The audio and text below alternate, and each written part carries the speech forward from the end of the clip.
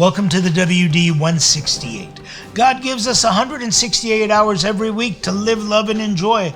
This is our take on this 168 from the WD. The death of Supreme Court Justice Ruth Bader Ginsburg is dominating all the news cycles this week as it has triggered an avalanche of emotions here in the United States, with mourners lining up in front of the Supreme Court building, lighting candles, laying flowers, and reminiscing about this justice who spent a lifetime flourishing in the face of adversity, fought against gender discrimination, and unified the liberal bloc of the court. Justice Ginsburg passed on the Jewish holy day of Rosh Hashanah, a reminder that she comes from a tradition of prophets, that is, those who speak for those with no voices. She leaves a legacy, but also an opening on the American philosophical landscape. Meanwhile, in the Armenian church, a very large hole has been left on our landscape of Armenia, specifically Western Armenia. This Sunday is the feast of Varag, or the Holy Cross of Varag, a mountain near Lake Van. There, the Holy Cross of Christ was hidden during times of persecution, but the power of good always rises above evil, and even today, while this area is in occupied lands, the power of the cross is celebrated with this feast throughout the entire world in all Armenian churches. A destroyed monastery stands today on Mount Varag, speaking to the world for people who are without voice about the stormy and difficult history of persecution.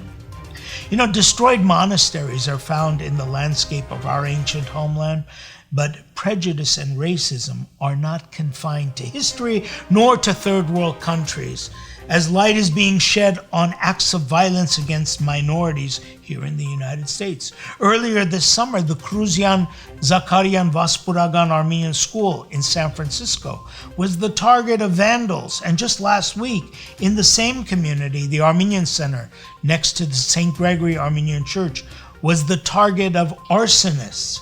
As the Armenian Church, a church which has been at the side of its people for centuries, we must insist on justice, but even more, we must understand that we can never stay quiet in the face of evil. Demanding justice means standing up for justice for all. In this respect, our new Bridging Generations group, which meets every week under Sarpazan's watchful care, is getting a solid education on our church's teachings, with the understanding that those teachings must affect the world today. In fact, this month's prayer rally will be dedicated to suicide awareness and suicide prevention. Difficult Subjects takes place on Wednesday, September 30th at the Cathedral. Our cathedral in Burbank celebrated its 10th anniversary of consecration this past week with a wide variety of remembrances. Among the many clergy who have served in the Western Diocese was the late Reverend Father David Zelveyan. On this occasion, His Eminence Archbishop Hovnan Derdeyan consecrated and dedicated a Khachkar, a cross stone, in the presence of Father Zelveyan's family and the congregation. Father Zelveyan's memory will continue through the good works and services he rendered to his church and to his people.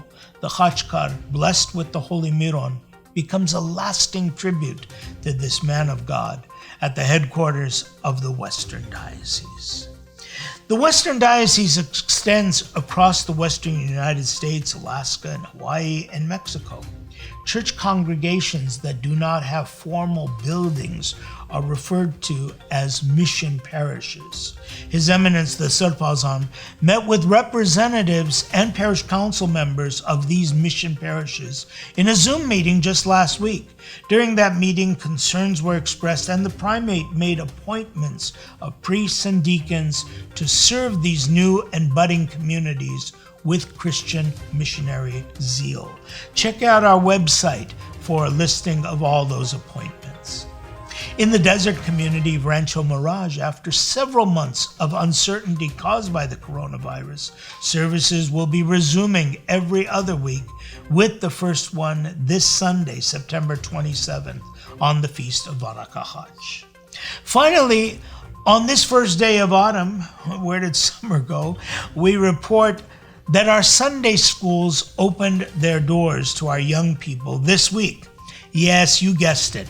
Doors that came in the form of two-dimensional windows on computers and tablets. Yes, Sunday school is zooming its way into homes, and by all indications, the first week, with its challenges, it is bringing the message of Christian hope to the young people and to their families in the classroom defined by today's standards. Well, that does it for this week's 168.